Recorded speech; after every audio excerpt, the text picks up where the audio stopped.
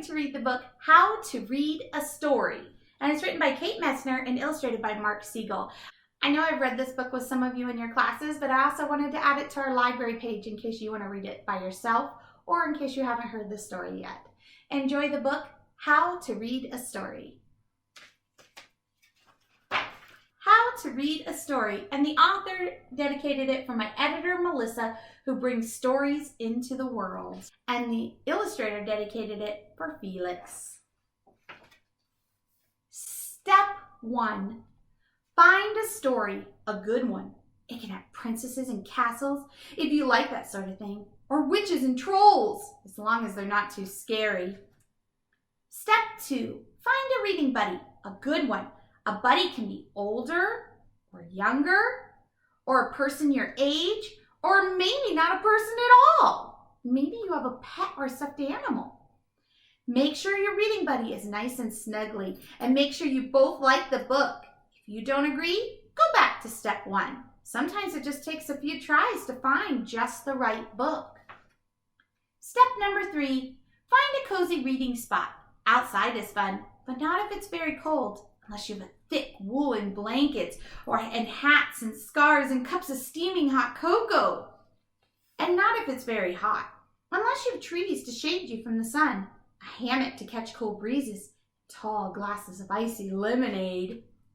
Inside is good. Couches are cozy, so are chairs big enough for 2. Just be careful not to get stuck. Step 4, look at the book's cover. Can you guess what it's about? Read the title. That might be a clue. Step 5, open the book. This is the exciting parts. Read the story in a loud, clear voice, not too slow and not too fast.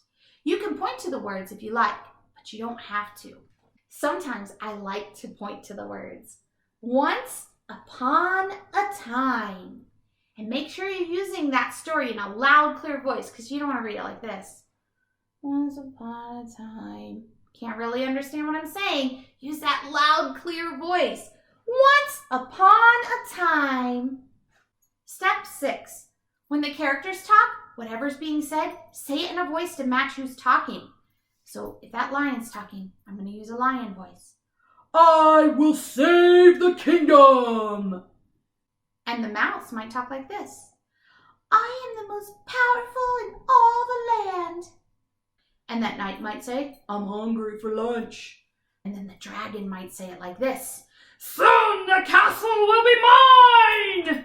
And then the robot, he looks scared. Beep! I'd like you to look at this page and you say the words how you think the lion, the mouse, the knight, the dragon, and the robot would say it. Step 7. No matter what you read, hold the book so your buddy can see the pictures. Buddies get impatient when they can't see well. Step 8. If there are words you don't know, try sounding them out or looking at the pictures to see what makes sense. So on this page, I might point to the words and sound them out. They were afraid the dragon would burn down the I'm going to look at the picture. Oh, the castle. See how sliding under the words help, but also looking at the pictures helps too. If you need a break, you can pause for a minute and talk to your reading buddy to predict what might happen next. Will the castle catch on fire? Will the princess tame the dragon? Will the robot marry the princess? Will the horse make friends with the dragon? Will the dragon eat them all for lunch? Step number 9. When you get to the exciting parts, make your voice sound exciting too. Who dares disturb me in my cave? The dragon growled. Oh dear, oh no! The robot was so scared all his metal parts rattled. What would they do? But the princess tackled down that dragon and held him down.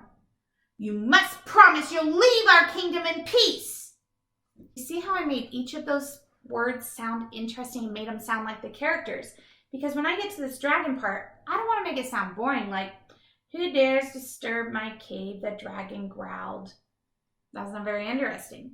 But when I say, who dares disturb my cave? The dragon growled. It gets a lot more interesting. When you and your buddy can't stand it a second longer, turn the page to read how things work out. He's using his voice so well that other people are coming to hear the story. The dragon promised and decided it was better being friends, and they all lived happily ever after. Step 10. When the book is over, say, "The end." And then, if it was a really good story, go right back to the beginning and start all over again. And this story is over, so what do we say? The end. I hope you enjoyed this book, How to Read a Story. Now go find a good book and use some of the tips that I gave you in how to read a story. Have a great day.